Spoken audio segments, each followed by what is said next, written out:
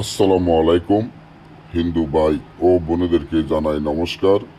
অন্য অন্য ধর্মের জাতি ভাই ও বোনেদেরকে জানাই আদাব।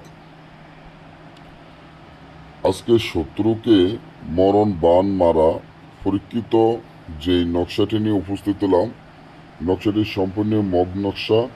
আর মগা নকশা আপনারা জানেন, যারা মগ বৈদ্যুৎ থেকে কাজ করে আনিছেন তাদের কাজ কতটা শক্তিশালী পাওয়ারফুল হইতে পারে। আপনারা যারা মগা দিয়ে কাজ করান বা মগের কাছে এসে কাজ করান তারা সকলেই জানেন যে মগের যে বানগুলা বা যে কোনো কাজ, বিচ্ছেদ বান, বশীকরণ, যে কোনো কাজ করান 1 থেকে 6 ঘন্টার ভিতরে কাজ করা যায়। এই যে মগ যে তাবিজটি দেখেন, খুবই পরীক্ষিত তাবিজ, যার মাধ্যমে কাজ করলে সাথে সাথে আপনার কাজে ফলাফল আপনি পাবেন।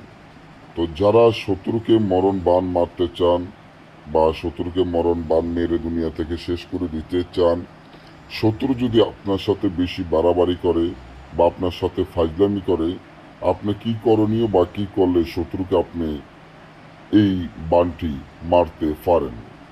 এই বাণটি মারতে গেলে বেশি সময় লাগে না, অল্প কিছুক্ষণের মধ্যে শত্রুকে মারা যায়, কারণ এটা খুবই পরীক্ষিত এবং শক্তিশালী পাওয়ারফুল একটা বাণ, যার মাধ্যমে কাজ করলে সাথে সাথে আপনার কাজে সফলতা আসবে।